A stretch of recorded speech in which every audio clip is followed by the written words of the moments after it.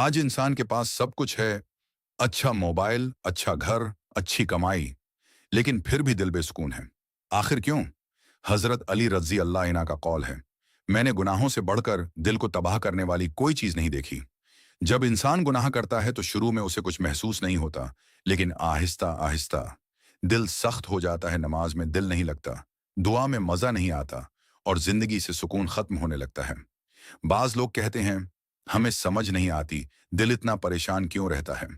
हो सकता है वजह वो गुनाह हूं जिन्हें हम मामूली समझकर बार बार करते हैं। कुरान में अल्लाह फरमाते हैं, दिलों को इत्मीनान सिर्फ अल्लाह के जिक्र से मिलता है। जब इंसान अल्लाह से दौर होता है तो दुनिया की हर चीज होने के बावजूद अंदर से खाली महसूस करता है। याद रखें, गुनाह सिर्फ आखिरत को खराब नहीं करते, ये इंसान की दुनिया का सुकून भी छीन लेते हैं।